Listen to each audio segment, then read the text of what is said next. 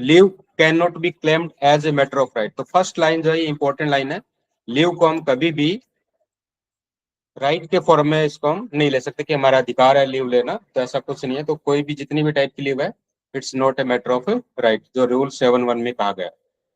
Leave sanctioning authority may refuse और revoke, इस पे भी क्वेश्चन बन जाता है, मे रिफ्यूज और revoke leave of any kind but can not alter the kind of leave due and appear. तो इसमें आपको क्या ध्यान रखना है कि जो सैंक्शनिंग अथॉरिटी है वो लीव को रिफ्यूज कर सकती है, रिवोक कर सकती है, बट उसको चेंज नहीं कर सकती। कि आपने मान लो ईएल लिया है तो उसको एचपीएल में नहीं कर सकती, या एचपीएल है तो उसको ईएल कन्वर्ट नहीं कर सकती। जो आपने लिया है उसको रिफ्यूज कर सकते हैं, रिवोक कर सकती है। Earn leave should not ordinary be denied during the last 10 year of service. तो यहाँ से भी आपका क्वेश्चन बन सकता है कि लास्ट 10 ईयर जो होता है उसमें ईएल को हम डिनाई नहीं कर सकते, मतलब मोस्टली डिनाई नहीं किया जाता। Leave of one kind taken earlier can be converted into leave of a different kind at a later date at the request of the official and at the decision of the authority who granted the leave। अगर आपने किसी type की leave ले रखी है और उसको आप कन्वर्ट करवाना चाहते हैं दूसरी लीव में, तो वो 30 डेज के अंदर अगर आप उसके लिए अप्लाई कर देते हैं तो वो लीव आपकी कन्वर्ट की जा सकती है। डिपेंड किस पे करेगा, अथॉरिटी पे डिपेंड करेगा कि अगर वो चाहे तो उसको 30 डेज के अंदर आप अप्लाई करें तो कन्वर्ट कर सकते हैं। जैसे अर्न लीव को एचपीएल में या एचपीएल को अगर कम्यूटेड लीव में करवाना चाहिए मेडिकल सर्टिफिकेट पे, तो इस टाइप से में 30 डेज के अंदर अपने को अप्लाई करना होगा। This however can not be claimed as a matter of right by the official. मतलब इसमें अगर हमें कन्वर्ट करवाना है या उसको हम एज ए मैटर नहीं करवा सकते, आप अगर रिक्वेस्ट करते हैं तो अप्लाई करते हैं तो अथॉरिटी कर सकती है। Then conversion of one kind of leave into a leave of a different kind is permissible only when applied by the official when in service and not after quitting service। Means अगर आप service में हैं और conversion आप करवाना चाह रहे हैं तो ही करवा सकते हैं, सर्विस करने के बाद आप कन्वर्स नहीं करवा सकते। लीव सैंक्शनिंग अथॉरिटी में commute retrospectively periods of absence without leave into extra ordinary leave. अगर आपने एब्सेंस विदाउट लीव लिया है तो उसको सैंक्शनिंग अथॉरिटी ईओएल में कन्वर्ट कर सकती है। ये रूल 32(6) के अंदर आता है। तो लीव सैंक्शनिंग अथॉरिटी जो आपका कन्वर्ट कर सकती है। Then no leave of any kind can be granted for a continuous period exceeding 5 years। जब किसी भी प्रकार की जो लीव है वो 5 साल से ज्यादा नहीं दी जा सकती, बट इसमें एक कंडीशन है कि except with the sanction of the president. अगर प्रेसिडेंट से आप सैंक्शन करवा लेते तो 5 साल से ज्यादा भी आपको मिल सकती है। ये रूल 12 में आता है, इसका भी ध्यान रखना। Without a valid reason a government servant वो remains absent for continuous period of exceeding 5 years other than foreign service. यहाँ ये भी ध्यान रखना है। इसमें यह कि अगर आप 5 साल से ज्यादा सर्विस पे रह जाते हैं किसी वैलिड रीजन के बिना अदर देन फॉरेन सर्विस, तो आपको रिजाइन माना जाएगा कि आपने सर्विस से रिजाइन ले लिया है। ये ध्यान रखना है कि 5 साल से ज्यादा अगर आप कंटिन्यूस पीरियड में एब्सेंट रह जाते हैं अदर देन फॉरेन सर्विस के, तो आपको रिजाइन फ्रॉम गवर्नमेंट सर्विस माना जाएगा। An official on leave should not take up any service or employment elsewhere without obtaining prior sanction from the competent authority। कोई भी एम्प्लॉय अगर छुट्टी पे है, लीव पे है, तो वो कहीं भी एम्प्लॉयमेंट दूसरी जगह सर्विस नहीं करेगा प्रियर सैंक्शन के बिना। कॉम्पिटेंट अथॉरिटी से पहले प्रियर सैंक्शन लेना पड़ेगा, उसके बाद ही कहीं आप दूसरी जगह एम्प्लॉयमेंट मीन्स सर्विस कर सकते हैं। देन जो लीव है उसको मेडिकल ग्राउंड पे कैसे ग्रांट करवाते हैं? मेडिकल ग्राउंड पे leave on medical ground. Government servant gazetted और नॉन गेजेटेड, उनके लिए कंडीशन क्या है? जो सीजीएचएस बेनिफिशियरी में है, residing with the limit of CGHS at the time of illness should produce a medical certificate, fitness certificate from a CGHS doctor। जो CGHS beneficiary है और वो CGHS जो रेजिडेंसी है उसके अंदर रह रहा है बीमारी के टाइम, तो वो CGHS डॉक्टर से सर्टिफिकेट, फिटनेस सर्टिफिकेट देके मेडिकल ग्राउंड पे लीव ले सकता है। In respect of government servant who has out of CGHS facility and availing the medical facility provided by his spouse employer, अगर CGHS ऑप्ट नहीं कर रखा है, आउट ऑफ CGHS ऑप्ट है, बट उसके स्पाउस का जो एम्प्लॉयर है उसके बेस पे अगर वो अवेल कर रहा है मेडिकल क्लेम या मेडिकल की जो चीजें हैं, तो वहां से मेडिकल सर्टिफिकेट आपको लेना पड़ेगा स्पाउस वाले केस में। जहाँ स्पाउस एम्प्लॉय है वहां उसके हॉस्पिटल से, उसके मेडिकल प्रैक्टिशनर से आपको सर्टिफिकेट लेना होगा। उस बेस पे आपको लीव मिल सकती है on the medical ground. Beneficiaries who proceed outside the headquarter on duty, leave etcetera should produce the certificate from AMA. जो सीजीएचएस बेनिफिशियरी नहीं है और आउटसाइड द हेडक्वार्टर है ड्यूटी पे या लीव पे, उस केस में वो अथोराइज्ड मेडिकल अटेंडेंट होते हैं, उनके सर्टिफिकेट पे भी लीव ले सकता है, सैंक्शन करवा सकता है। And in such A case a non gazetted officers, non gazetted जो गवर्नमेंट सर्वेंट है वो आरएमपी से भी सर्टिफिकेट ले सकता है अगर एएमए वहां पे अवेलेबल नहीं है with in radius of 8 kilometre. अगर एएमए अवेलेबल नहीं है तो नॉन गजेटेड सर्वेंट है, गवर्नमेंट सर्वेंट है, वो आरएमपी से भी सर्टिफिकेट ले सकता है। आरएमपी में where a non gazetted government servant. जी sir. Yes sir, yes sir.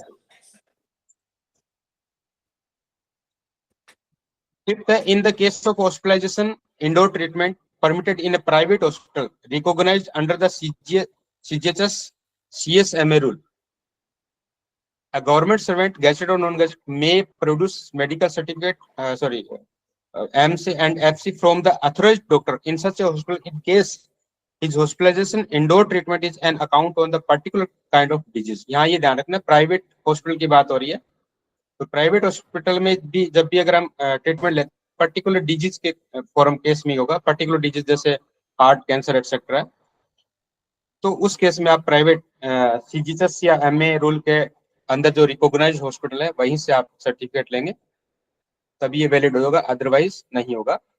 For the treatment of which the concern hospital has been recognised, तो जो हॉस्पिटल आपने लिया वो उस स्पेशल पर्टिकुलर टाइप की जो डिजीज है उसके लिए रिकॉग्नाइज्ड होगा। This relaxation is not admissible, ये यहाँ ध्यान रखना कि ये जो रिलैक्सेशन है प्राइवेट हॉस्पिटल वाला वो एडमिसेबल नहीं है। कब? Case of any day to day outdoor treatment और indoor treatment in respect of other all other disease. In particular disease के अलावा अगर कोई भी और डिजीज है तो उस केस में ये रिलैक्सेशन प्राइवेट हॉस्पिटल का एडमिसेबल नहीं होगा। तो ये जो टॉपिक था इसमें एक क्वेश्चन बनने के चांस रहते हैं कि मेडिकल ग्राउंड पे जो लीव होती है उसमें 4-5 केस हैं जो हमने अभी देखे हैं, 1, 2, 3, 4 और 5। तो यहाँ से कोई ना कोई क्वेश्चन बन सकता है। Then leave sanctioning authority leaves for a second medical opinion if considers necessary. अगर सैंक्शनिंग अथॉरिटी को ये लगता है कि ये मेडिकल जो है वो झूठा है या कुछ और है तो सेकंड ओपिनियन भी ले सकती है जहां पे आवश्यकता हो। A government servant who is on leave on medical certificate will be permitted to return to duty only on production of a medical certificate। अगर हम मेडिकल बेस पे हम लीव ले रहे हैं तो मेडिकल सर्टिफिकेट प्रोड्यूस करने पे ही जो ड्यूटी को ज्वाइन कर सकता है। फिटनेस सर्टिफिकेट देना होगा फ्रॉम एएमए, सीजीएचएस, डॉक्टर या रजिस्टर्ड, ये रजिस्टर्ड मेडिकल प्रैक्टिशनर, सही कह रहे थे सर आप, registered medical practitioner RMP, as the case may be. Overstay of leave without proper sanction will be debited against the HPL account of the government servant to the extent HPL is due and the excess treated as EOL। Leave से जो जितनी आपने leave ली उसके अलावा अगर हम ओवरस्टेल कर रहे हैं तो उसके लिए आपका पहले तो एचपीएल अकाउंट से लीव डेबिट की जाएगी और अगर फिर भी लीव बच रहा है तो उसको हम ईओएल के फॉर्म में ट्रीट करेंगे, ये ध्यान रखना है। जितनी हमने लीव ली उससे ज्यादा हम छुट्टी पे रह जाते हैं तो एचपीएल पहले एचपीएल अकाउंट से डेबिट होगी, उसके बाद जो अगर एक्सेस में बच जाती है तो उसको एज इट ईओएल ट्रीट किया जाएगा। No leave salary is admissible for the entire period of the overstayal and the period of overstayal will not count for increment, leave and pension. ये इंपॉर्टेंट लाइन है यहाँ पे। जो ओवरस्टेल का period है उसमें सैलरी नहीं मिलेगी और उस पीरियड को इंक्रीमेंट में, लीव के लिए और पेंशन के लिए काउंट नहीं किया जाए। इस पर एक क्वेश्चन है। जी सर। सर जैसे कि मान लिया जाए हमने 5 दिन का लीव लिया जी। और हम रह गए 10 दिन, हाँ तो ओवर स्टेल जो पीरियड है तो 5 दिन का एचपीएल काटा जाएगा। हाँ, 5 दिन के लिए 5 दिन के फॉर्म में एचपीएल काटा जाएगा, तो मीन्स 10 एचपीएल कटेगी फिर आपकी। अगर आपके पास अच्छा। 10 एचपीएल नहीं है, मान लो 8 हम्म। एचपीएल है, तो हम्म। 8 एचपीएल का 4 दिन होगा तो एक आपका ईओएल हो जाएगा। अच्छा अच्छा, और जो सर 5 दिन का लीव लिया था उसका तो नहीं कटेगा ना? उसका नहीं कटेगा। अच्छा अच्छा, वो जस का तस रहेगा, ठीक है। ओके वो सर। जो आपने लीव ली थी, जैसे मान लो ईएल लिया था या एचपीएल लिया था, जो भी लिया था, तो वो आपका हम्म। बस उसी में एडजस्ट हो जाएगा। ओवरस्टेल जो होगा उसी का होगा। अच्छा सर, यादव इसको सर, ईएल में कन्वर्ट करा सकते हैं या केवल एचपीएल में ही कन्वर्ट करा सकते हैं? उसका एचपीएल की जगह ईएल कट सकती है क्या? नहीं, अगर आप ओवरस्टेल हो रहे हैं, विदाउट हम्म। लीव है तो होगा ना। हम्म। विदाउट प्रॉपर सैंक्शन है तो ईएल तो पहले सैंक्शन करवानी पड़ती है ना आपको, प्री सैंक्शन होती है। अच्छा अच्छा, इसमें विदाउट ठीक। प्रॉपर सैंक्शन लिखा है ना, कि अगर आपने सैंक्शन नहीं करवाई और ओवरस्टेल हो गए।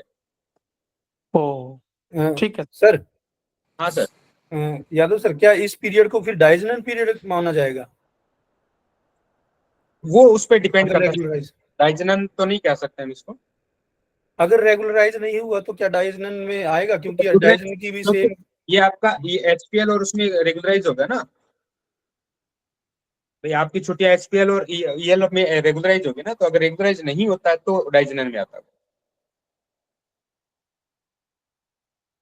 मान लीजिए आप 5 दिन की ईएल लेके गए और आपको आगे घर पे कोई और ऐसा काम होगा कि आपको 5 दिन और रुकना पड़ गया, और उसके लिए या तो आपने एप्लीकेशन पहले डाल दी कि भाई मुझे आगे की 5 दिन की ईएल सैंक्शन करवाई जाए, तब तो ठीक है, कोई दिक्कत नहीं है। और आपने सैंक्शन नहीं करवाया 5 दिन का ईएल, और आप वो 5 दिन में ही आप 10 दिन लगा के आ रहे हैं, तो फिर वो ओवरस्टेल माना जाएगा। जी सर, थैंक यू। क्यों सर, ठीक है। हाँ जी सर, हाँ जी।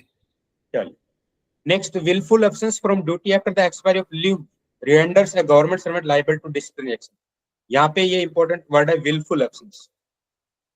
अगर आपकी छुट्टियां आपने 5 दिन के लिए रखी, वो एक्सपायरी हो गई और उसके बाद आप अपनी मर्जी से छुट्टियां अब्सेंट रह रहे हैं, तो ये आपके लिए लाइब्रेरी मतलब डिसिप्लिनरी एक्शन का एक पॉइंट बन सकता है कि आपके अगेंस्ट एक्शन लिया जा सकता है। Absence without leave not in continuation of any authorized leave will constitute an interruption of service unless it is regularized. जो भी आपकी अथराइज्ड लीव के अलावा अगर आप एब्सेंस रहते हैं कंटिन्यूसली, तो वो सर्विस से इंटरेक्शन माना जाएगा जब तक वो रेगुलराइज नहीं हो जाती। अगर आपकी लीव रेगुलराइज नहीं होती है तो वो सर्विस का मतलब ब्रेक सर्विस माना जाएगा, इंटरप्शन माना जाएगा सर्विस।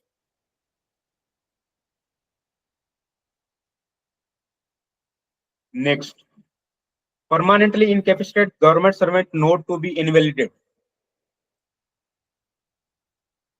जो गवर्नमेंट सर्वेंट परमानेंटली इनकैपेसिटेट हो जाता है, मतलब काम करने की क्षमता नहीं, तो उसको हम इनवैलिडेड नहीं मान सकते। A government servant who has been permanently incapacitated from government service on account of mental or physical disability shall not be invalidated or reduced in rank. अगर कोई गवर्नमेंट सर्वेंट परमानेंटली इनकैपेसिटेट हो जाता है सर्विस से किसी भी mental या physical disability base पर, तो वो इनवैलिडेट नहीं होगा, मतलब सर्विस से इनवैलिड नहीं मान सकते उसको, ना ही उसके रैंक को रिड्यूस कर सकते। अगर उसके सुटेबल की कोई प्रेजेंट पोस्ट नहीं है तो उसको किसी दूसरी पोस्ट में शिफ्ट किया जा सकता है उसी स्केल पे और उसी सर्विस बेनिफिट के साथ। और अगर ऐसा भी पॉसिबल नहीं है एडजस्ट करने वाला, तो उसको एक सुपरन्यूमरी पोस्ट पे रखा जा सकता है जब तक कोई नई पोस्ट उसके लिए अवेलेबल हो जाए या उसका रिटायरमेंट ना हो जाए, तब तक इसको उसको हम एक सेपरेट पोस्ट पे रख सकते हैं। देन उनका प्रमोशन भी हम डिनाई नहीं कर सकते।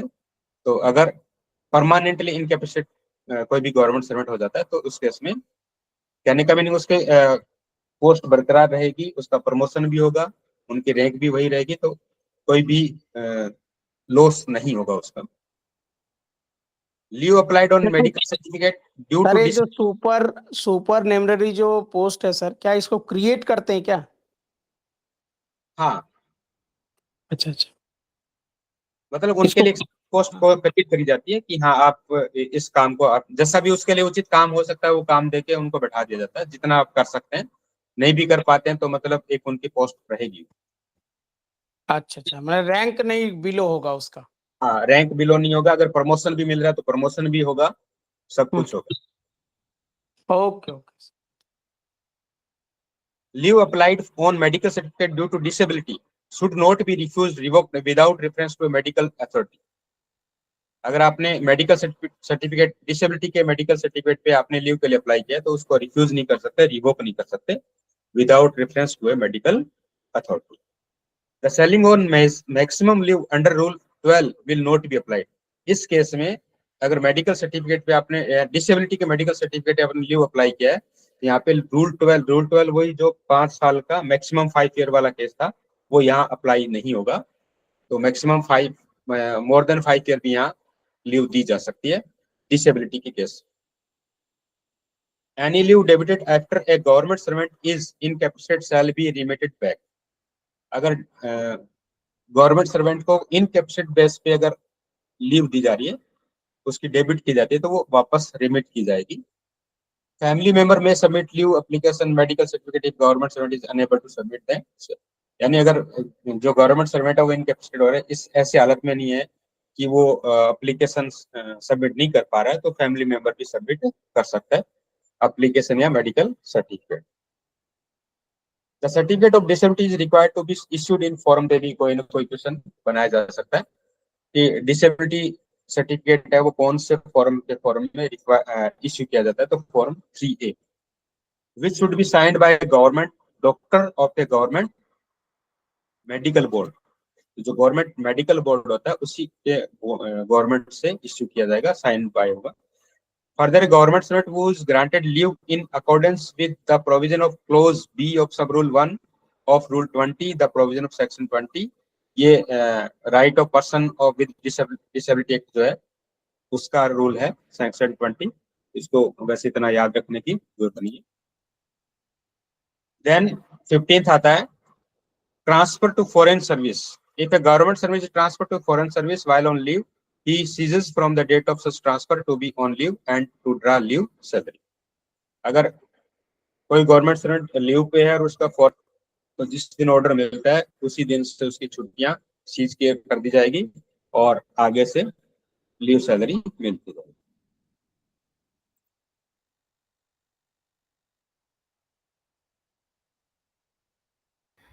सर एक बार शुरुआत के जो हमारे रूल थे ना, फर्स्ट स्लाइड में 5th वाला जो वो था पॉइंट था, एक बार वो देखिए सर, वो थोड़ा सा मुझे क्लियर नहीं हुआ। 5th नंबर, हाँ, लीव सैंक्शनिंग अथॉरिटी में commute retrospectively periods of absence without leave into extra ordinary leave. Sanction authority जो है एब्सेंस का जो पीरियड है ना, मान लो आपने 5 दिन विदाउट लीव रह लिए किसी भी, तो उसको ईओएल में कन्वर्ट कर सकता है, कम्यूट कर सकता है सैंक्शनिंग अथॉरिटी। मान लीजिए आप भाई सैटरडे फ्राइडे सैटरडे की छुट्टी लेके गए थे, संडे आ गया और मंडे की आप छुट्टी नहीं लेके गए कोई भी, और मंडे को आपने छुट्टी ले ली, तो उस मंडे वाली छुट्टी को सैंक्शन अथॉरिटी ईओएल में कम्यूट कर सकती है। जी ठीक है सर, रेगुलराइज करते हुए मतलब रेगुलराइज करने के लिए, मान लो आपके पास एचपीएल और कुछ नहीं है तो उसको ईओएल में कन्वर्ट करके रेगुलराइज कर सकते हैं। अच्छा, यादव सर, आपने जी। बताया जैसे फॉरेन सर्विस जो है सर, ये तो विदेश मंत्रालय में अगर डेपुटेशन हो जाता है या वहां हमारी नियुक्ति होती है उसको फॉरेन बोलेंगे ना सर? और या कोई जो हाँ सर, विदेश मंत्रालय जरूर नहीं है। अच्छा, या तो कोई फॉरेन फॉरेन एजेंसी में हो ऐसा? ना ना, ऐसा कुछ नहीं। आप मान लो केवीएस से नवोदय में भी आपका मान लो हो जाता है, डेपुट हो जाता है, तो भी वो हाँ, फॉरेन सर्विस में माना जाएगा। जैसे हम केबी में हैं और अगर हम नवोदय में जाके हमारी माने डिपुट होकर चले जाते हैं तो हाँ, हमारे लिए फॉरेन होगा? फॉरेन सर्विस में माना जाएगा वो सर, डिपार्टमेंट दूसरा चेंज होते ही हो जाएगा। हाँ, तो फिर डेपुटेशन भी तो माना जाएगा ना सर? डेपुटेशन तो आपका सेम डिपार्टमेंट होगा ना। मान लो आपको यहाँ आपकी आपकी सर्विस एक केवी से दूसरी केवी में शिफ्ट कर दी डेपुटेशन पे के 15 दिन के लिए, 20 दिन के लिए, महीने के लिए, अच्छा। वो डेपुटेशन होगा। ओ अच्छा अच्छा अच्छा अच्छा अच्छा, ठीक है। ठीक है। और अगर हम केबी से नवोदय में जाते हैं हाँ, तो ये हमारे डिपार्टमेंट। लिए फॉरेन सर्विस होगी। ओ ठीक है सर, ओके।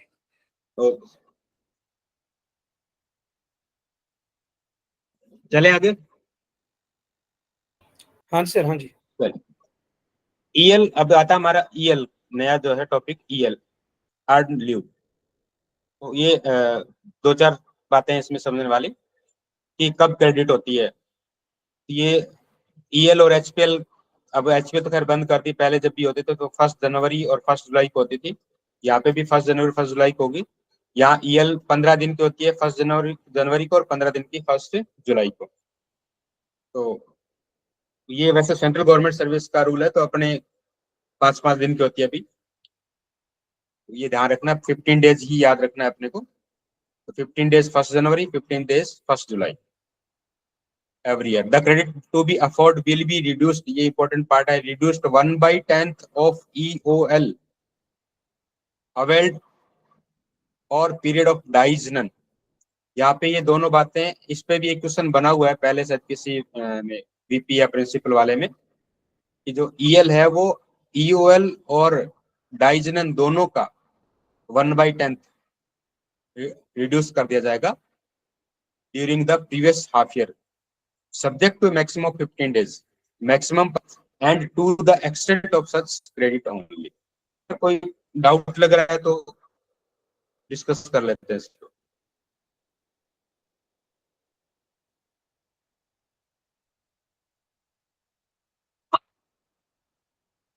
यस सर, एक बार फिर से अगर मान लो आप ईओएल पे हैं, मान लीजिए आपने 30 दिन का ईओएल ले लिया, तो 30 दिन का 1/10 करेंगे तो क्या होगा, 3 ईएल आपका रिड्यूस हो जाएगा प्रीवियस हाफ ईयर का।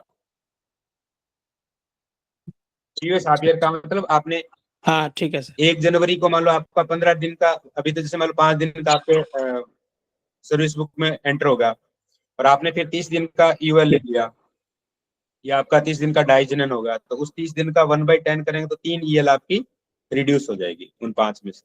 अच्छा, मैक्सिमम 15 दिन की रिड्यूस कर सकते हैं। मैक्सिमम 15 दिन का मतलब आपने अगर 150 दिन का ईओएल ले लिया, तो 150 डेज का क्या होगा, 1/10 करेंगे तो 15 डेज हो जाएगा। तो मैक्सिमम 15 डेज तक आपका ईएल, वो क्या बोलते हैं, ईएल आपका रिड्यूस हो जाएगा उसमें से।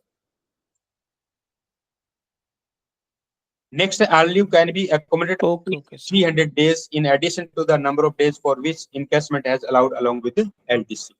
तो मैक्सिमम 300 दिन की अकोमोडेट कर सकते हैं। उसके अंदर जो एलटीसी में 60 दिन का मैक्सिमम मिलता है पूरे टेन्योर में, वो भी हम एक्स्ट्रा में ऐड कर सकते हैं।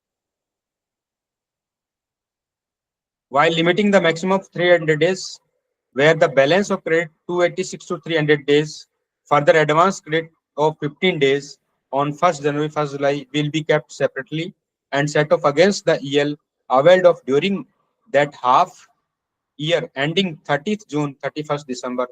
However, if the leave availed is less than 15 days, the remainder will be credited to the leave account subject to the selling of credit। इसमें कुछ समझना है तो बताओ। हाँ सर, ये जैसे जब लास्ट 6 महीने रहते हैं ना, तो डॉक्यूमेंट भेजे जाते हैं हाँ, रिटायरमेंट के लिए बना करके, तो उस वक्त 286 जब होती हैं, तो उसके बाद की 15 जो ईएल होती हैं उनको सेपरेट अकाउंट मेंटेन किया जाता है उसका। और उसमें से अगर कोई बीच में उन 6 महीने के अंदर कोई लेता है ईएल, तो उसको माइनस कर दिया जाता है। बाकी जो बची होती है वो उसमें 300 करने के लिए 286 में ऐड कर दी जाती है।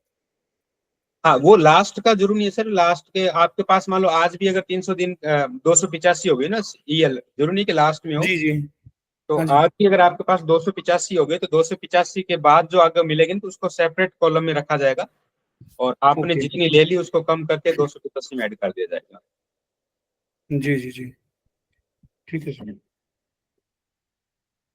फोर्थ पॉइंट है द सर ये क्रेडिट ऑफ, ये 285 होने पे होगा या 286 पे? क्योंकि अगर 285 है फिर तो 15 ही मिलनी है, वो 300 पूरी हो जाएंगी। 285 के बाद मैडम, 285 तक नहीं होगा, 285 के जस्ट बाद हो जाएगा सर 285 के बाद होगा, 286 के बाद होगा? 285 के बाद होगा, 286 से शुरू हो जाएगा। रजनी मैम 285 के बाद ही होगा, क्योंकि 286 से लेकर के 300 तक की जो 15 वो ईएल है ना, उनका अलग सेपरेट मेंटेन होता है उस वक्त। हाँ हाँ, 285 तक नहीं होगा, 286 के बाद होगा। ओके सर, ठीक है, thank you Satish sir. Ji,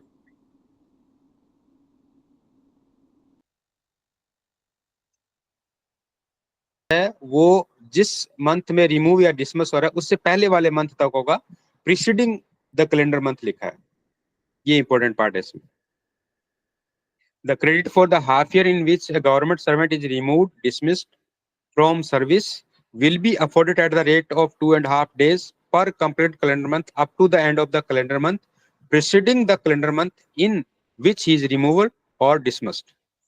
In the case of the death of a government servant while in service, credit will be afforded at the rate of 2.5 days per completed calendar month up to the date of death. यहाँ ध्यान रखना है कि death के case में up to the date of death होगा, removed और dismissal के केस में preceding calendar month होगा। सेवंथ पॉइंट में है, if a government servant retires, resigns, removed, dismissed, dies in the middle of a calendar year, the earned leave credit should be reduced at the rate of 1/10th of an EOL taken in that half year and the leave account is regularized. वही same चीज है, अगर आपने EOL ले रखी है उस calendar year में, मतलब हाफ में, तो आपका 1/10 के हिसाब से रिड्यूस कर दिया जाएगा। While affording credit fraction, जब भी आप अगर ईएल जब वो क्रेडिट कर रहे हैं, अगर वो फ्रैक्शन में आ रहा है तो नेक्स्ट राउंडेड कर दिया जाएगा नियर अबाउट नियरेस्ट डेज में। जैसे 7.5 डेज अगर आ रहा है मान लीजिए, तो उसको हम 8 डेज में राउंड ऑफ कर देंगे। यहाँ तक कोई डाउट है तो बताइए। सर ये नेक्स्ट उसमें ही किया जाता है? हाँ, नियरेस्ट में किया जाएगा। 7.5 आया तो 8 में किया जाएगा, 7 1/4 होता तो 7 में किया जाता। हाँ जी जी जी, हाँ जी हाँ जी, नियरेस्ट करना है, समझ गए।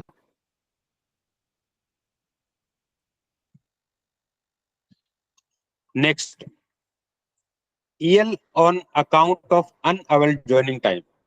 अगर ज्वाइनिंग टाइम आप अवेल नहीं करते हैं तो आपके अकाउंट में EL क्रेडिट कर दी जाएगी। Unavailed joining time, that is the number of days, जी,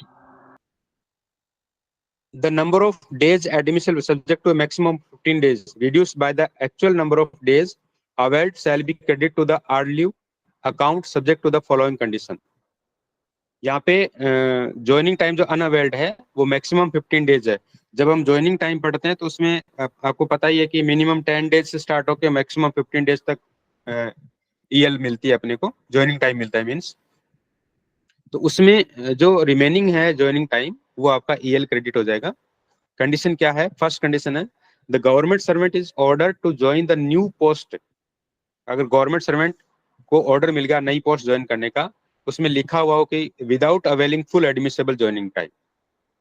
अगर उसमें ये ऑर्डर में लिखा है क्लियर कि आपको ज्वाइनिंग टाइम अवेल नहीं करना है, तो उस केस में डायरेक्ट क्रेडिट हो जाएगा। और he proceed alone to the new place and joins the post without availing full time joining time and takes his family later within the permissible time for claiming traveling allowance for the family. अगर कोई government servant अकेला जाके join कर लेता है और avail नहीं करता है ज्वाइनिंग टाइम, बाद में जो टाइम पीरियड है जिसमें फैमिली को शिफ्ट करना है लेटर देन, उसमें वो फैमिली को शिफ्ट भी कर लेता है ट्रेवलिंग अलाउंस क्लेम करने के लिए, तो भी उसको ज्वाइनिंग टाइम जो है EL में क्रेडिट हो जाएगा। नेक्स्ट है the credit of EL plus the अन। सेकंड जो पॉइंट है इसका, यादव सर, जी सर, यादव सर, हाँ सर, जो ज्वाइनिंग टाइम की जगह पे EL क्रेडिट होगी तो उसका ये LTC के कारण से 6 महीने होता है लैप्स वाला टाइम क्या? नहीं, उसका लैप्स कुछ नहीं होगा सर, वो ज्वाइन आपका EL क्रेडिट हो जाएगा, उसमें क्या लैप्स होना है? नहीं सर, ज्वाइनिंग टाइम वाली जो EL होती है ना, वो 6 महीने बाद लैप्स हो जाती है। नहीं होगी सर, नहीं होगी। नहीं, वो 6 महीना सर क्या है, वो ये कह रहा है ना कि 6 महीने के भीतर आप ले सकते हैं। हाँ पहला एक जी जी देखिए, जी इसमें से भी तो आपको ज्वाइनिंग टाइम जो है, अगर आपने ज्वाइन कर लिया उतने दिन लैप्स करके या जब भी कर लिया, जो बची हुई ज्वाइनिंग टाइम का मतलब ये हो गया, वो तभी तक वैल्यू है उसकी। ज्वाइनिंग टाइम क्यों मिलता है? ज्वाइन करने के लिए आपने ज्वाइन कर लिया, ज्वाइनिंग टाइम समाप्त हो गई, पहला। अब क्या होगा कि जो भी शेष बच रहा है उसको आप ईएल में क्रेडिट कराएंगे। ईएल में क्रेडिट कराने के लिए नियम एक सिर्फ यही बचता है कि आप फैमिली लेके आए। और कब तक ले आए? जब आपने विद्यालय को ज्वाइन किया है, विद इन 6 मंथ के भीतर में आपको फैमिली लानी है। अब सपोज अगर किसी ने फैमिली नहीं लाई 6 महीने तक, तो वो फिर ये कह रहा है कि आप ज्वाइनिंग टाइम को ईएल में क्रेडिट नहीं कर सकते हैं, पहला। तो यानी 6 मंथ के भीतर में ही ईएल में हमारा क्रेडिट होगा, और शर्त यह है कि हम फैमिली लाएं। इसमें भी कई लोग कंफ्यूज करते हैं कि सामान लाना, हाउस होल्ड लाना। हाउस होल्ड से कोई मतलब नहीं, इसमें कहीं नहीं लिखा, आप देखेंगे जो इसमें भी लिखा है ज्वाइनिंग टाइम रूल्स में अलग से वो भी लिखा है। तो सिर्फ फैमिली लाना है। फैमिली का मतलब बस आपके एक डिपेंड होने चाहिए। अगर डिपेंड मदर फादर है तो वो नहीं लाइए। स्पाउस तो कोई डिपेंड का मतलब ही नहीं होता, तो स्पाउस का हो गया। और बच्चे अगर आपके हैं तो इसमें से आप किसी को भी, एक को, दो को, जो भी लाइए, वो ले आना है। चूंकि टीए जब आप क्लेम करेंगे तो ये चेक कर लिया जाएगा, तभी वो ईएल क्रेडिट होगी। अब क्या लोगों ने फिर मत भ्रांति क्या फैली कि भैया इस ईएल को आप ले लीजिए, कंज्यूम कर लीजिए, ऐसा वो नहीं कह रहा है। और कई ऑडिट में काटे गए, ये सही बात है, लेकिन ऑडिट में काटे क्यों गए? ऑडिट में इसलिए काटे गए क्योंकि लोगों को प्रिंसिपल ने दे तो दिया कि 6 महीने, मतलब हमारा, हम फैमिली लाने जा रहे हैं और आप हमारा ईएल क्रेडिट करिए, क्रेडिट कर दिया।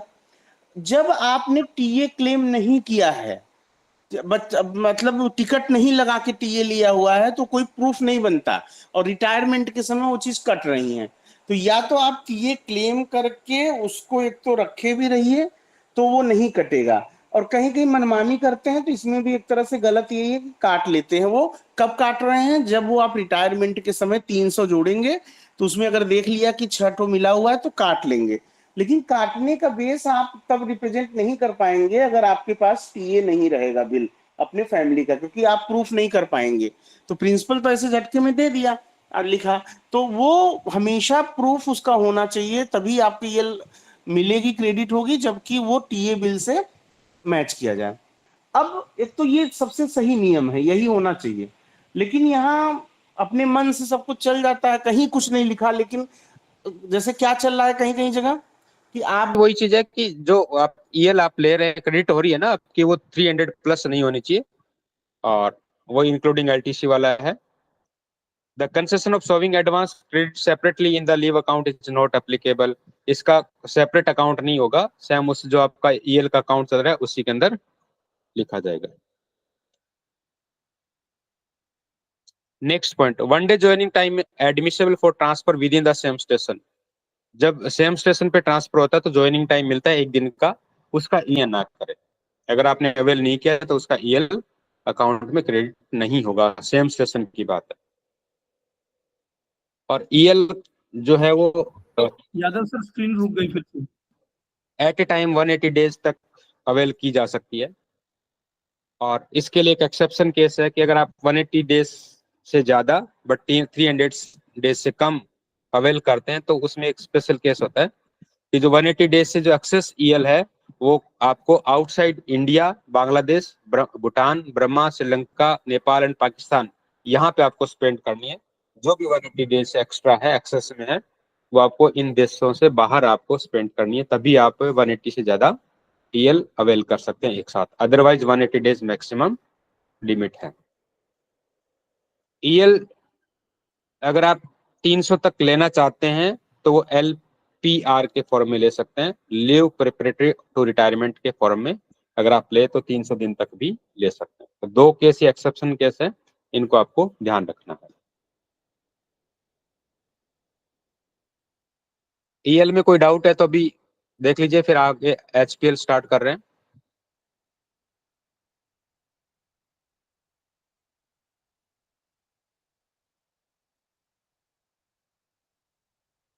चलिए, तो एचपीएल में हम बढ़ते हैं आगे। एचपीएल 31/12/1985 से पहले 20 एचपीएल एक साथ मिल जाती थी। Service include period of duty and leave including EOL with or without medical certificate, but does not include period of suspension treated as diagenon, overstay of leave joining time unless otherwise regularized।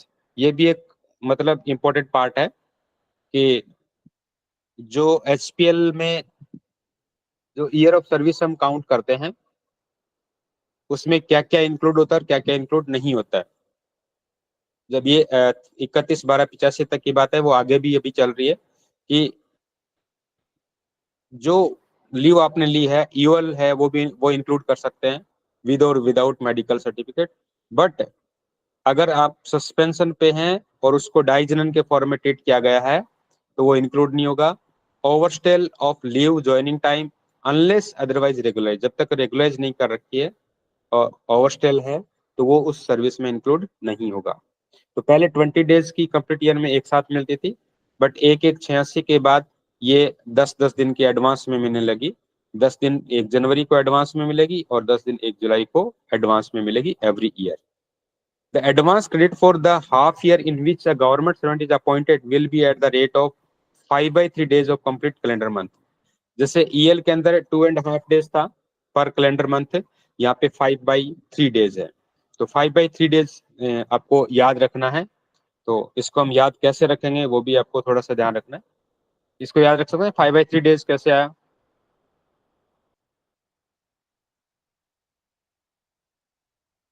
20/12 वाला है। बिल्कुल 20/12। तो 20/12 करेंगे तो 5/3। और वही same इसमें कि द हाफ, यहाँ इंपॉर्टेंट पार्ट क्या है कि the half pay leave to be credited every half year will be reduced at the rate of 1/18th of the period of diagenon suspension treated as diagenon। तो HPL और EL में दोनों में difference है। वहां पे डाइजेनन के साथ साथ ईओएल भी था रिड्यूस के केस में, जो 1/10 रिड्यूस हो रहा था वहां पे डाइजेनन के साथ साथ क्या था, ईओएल भी था। यहाँ पे सिर्फ डाइजेनन है और सस्पेंशन ट्रीटेड एज डाइजेनन, एक ही कंडीशन है। तो उस केस में 1/18th जो वो रिड्यूस होगा और मैक्सिमम 10 डेज। उसमें मैक्सिमम 15 डेज था क्योंकि फर्स्ट हाफ में वहाँ 15 मिल रहा था, यहाँ पे 15 की जगह 10 मिल रहा है तो मैक्सिमम 10 डेज होगा। और ईएल में मैक्सिमम क्या था, 15 डेज था क्योंकि वहाँ पे 15 मिल रहा था। यहाँ पे 1/18th है तो इसको भी आपको याद रखना, वहाँ पे 1/10 था। फिर बाकी सेम केस है, अगर गवर्नमेंट सर्वेंट रिटायर या रिजाइन कर रहा है तो उसको भी वो 5/3 डेज है पर कंप्लीट कैलेंडर मंथ के अकॉर्डिंग होगा जब तक वो रिटायरमेंट या रेजिग्नेशन दे रहा है। तो उसमें भी वही था, यहाँ 5/3 के तक क्या था, 2.5 था। अगर गवर्नमेंट सर्वेंट को रिमूव या डिसमिस कर दिया जाता है तो उसमें प्रीसीडिंग मंथ आएगा। उसमें भी प्रीसीडिंग मंथ था ईएल में भी। उसमें भी सेम वही है, credit will be afforded eight the rate of 3/5 days पर कंप्लीट। ये 5/3 है यहाँ पे तो थोड़ा सा देख लीजिएगा, ये 3/5 हो गए। Half pay leave can be availed either with और विदाउट मेडिकल सर्टिफिकेट। तो एचपीएल जो हमें पता ही है कि या तो मेडिकल के साथ ले सकते हैं या विदाउट मेडिकल के साथ ले सकते हैं। The grant of half pay leave to a temporary official is subject to the sanctioning authority. अगर टेम्परेरी सैंक्शनिंग अथॉरिटी सेटिस्फाई हो जाना चाहिए कि वो ड्यूटी पे रिटर्न कर जाएगा जब इस एचपीएल की एक्सपायरी होगी, ये उसको सैंक्शनिंग अथॉरिटी को सेटिस्फाई होना चाहिए कि हाँ ये आ जाएगा छुट्टी लेने के बाद। This condition is not applicable where such an official is declared completely and permanently incapacitated। मान लीजिए एचपीएल लेके गया था और अगर वो कंप्लीटली या परमानेंटली इनकैपेसिटेट होगा फर्दर सर्विस के लिए तो वो वापस सर्विस पे आ रहा है या नहीं आ रहा है, उस केस में ये कंडीशन अप्लाई नहीं होगी। लेकिन टेम्परेरी ऑफिशियल है और वो अगर एचपीएल लेके गया है तो ये ध्यान रखना है कि वो ड्यूटी पे आ जाना चाहिए। ड्यूटी पे नहीं आ रहा है तो उसकी वो फिर कैंसिल हो जाएगी HPL. While affording credit, the fraction shall be rounded off। Same वही केस है, नियरेस्ट डे में राउंडेड ऑफ कर दी जाएगी जैसे हमने पिछले में पढ़ा था। यादव सर, हाँ सर। जो 7th पॉइंट है जो एचपीएल देने वाला है जो टेम्परेरी एम्प्लॉइज को, तो हाँ उसको मैक्सिमम 10 ही दे सकते हैं ना? हाँ, उसमें कंडीशन तो वही रहेगी सेम। हाँ जी जी। तो ये एच लीव जो है, commuted leave not exceeding half the amount of half pay leave due can be taken on medical certificate. अगर आपके पास जितनी एचपीएल है उसके हाफ से ज्यादा हम उसको मतलब कम्यूटेड लीव नहीं दे सकते मेडिकल सर्टिफिकेट पे। विदाउट मेडिकल सर्टिफिकेट, इसको याद रखना, इंपॉर्टेंट क्वेश्चन है। जो 3 केस दे रखे हैं वो तीनों इंपॉर्टेंट है। Up to a maximum of 90 days. 90 days कौन से केस में मिल सकती है? ये विदाउट मेडिकल सर्टिफिकेट है, ये ध्यान रखना है। 90 डेज तभी मिलेगा जब आप किसी भी कोर्स ऑफ स्टडी के लिए जा रहे हैं, किसी भी ऑन पब्लिक इंटरेस्ट, ये भी ध्यान रखना है। पब्लिक इंटरेस्ट पे अगर आप कोर्स ऑफ स्टडी जा रहे हैं तो आपको 90 डेज का without medical certificate commuted leave मिल सकता है। सेम ऐसे 60 डेज का आपको मिल सकता है, लेकिन कहाँ पर? फीमेल गवर्नमेंट सर्वेंट को मिल सकता है। और कब? Continuation of maternity leave. अगर आपने मैटरनिटी लीव ले रखी है और उसके साथ कंटिन्यूशन में और अगर आप कम्यूटेड लीव लेना चाह रहे हैं तो विदाउट मेडिकल सर्टिफिकेट आप 60 डेज की मैक्सिमम ले सकते हैं। ऐसे 60 डेज की और है, वो भी फीमेल गवर्नमेंट सर्वेंट के लिए है। अगर वो किसी बच्चे को अडॉप्ट करती है और बच्चे की एज क्या होनी चाहिए? लेस देन 1 ईयर ओल्ड होना चाहिए। ये 3 केस में विदाउट मेडिकल सर्टिफिकेट जो आप कम्यूटेड लीव ले सकते हैं, ये ध्यान रखें। देन कम्यूटेड लीव का आ रहा है third part. Commuted leave can be granted only when the leave sanctioning authority is satisfied that there is a reasonable prospect of the government servant returning to the duty on its expiry। वही same case आ गया जो भी हम पढ़ रहे थे HPL के case में। तो कहने के मीनिंग, अगर गवर्नमेंट सर्वेंट वापस आ जाएगा, ये सर्टिफिकेशन है, तो कम्यूटेड लीव ग्रांट की जा सकती है। तो इसका मीनिंग, इंपॉर्टेंट पार्ट क्या हुआ इसमें कि जो पीआर के अंदर लीव प्रेपरेटरी टू ट्रांसफर है, इस केस में ये एज कम्यूटेड लीव नहीं मिलेगी, ये ध्यान रखना, ये इंपॉर्टेंट लाइन है। So it can not be granted as LPR. LPR के केस में कम्यूटेड लीव आपको नहीं ग्रांट की जा सकती। Fourth point, if commuted leave is taken twice the number of days availed should be debited in the half pay leave account. Twice the number वही same होगी, अगर आपने एक कम्यूटेड लीव है तो 2 एचपीएल आपकी डेबिट हो जाएगी एचपीएल अकाउंट से। जितनी आपके पास एचपीएल है उसकी हाफ आपको कम्यूटेड लीव मिलेगी। Then where a government servant granted commuted leave quit service voluntary without returning to duty. ये भी इंपॉर्टेंट पॉइंट है। अगर कम्यूटेड लीव पे गया है गवर्नमेंट सर्वेंट, उसने सर्विस को क्यूट कर दिया है voluntary without returning to duty, duty पे आया नहीं है, तो जिस दिन से उसने कम्यूटेड लीव लिया था, the commuted leave shall be treated as half pay leave. मतलब वो हाफ पे लीव पे ट्रीट किए, उसी दिन से हाफ पे लीव के अकॉर्डिंग ट्रीट किया जाएगा।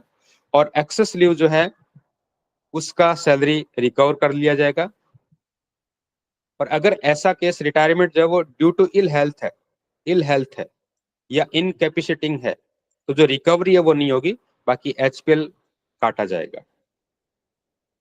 अगर गवर्नमेंट सर्वेंट वापस नहीं आ रहा है, सर्विस को क्विट कर जाता है वॉलंटरीली, तो उसका एचपीएल के साथ साथ एचपीएल काटने के बाद जो एक्सेस लीव है उसका रिकवरी किया जाएगा।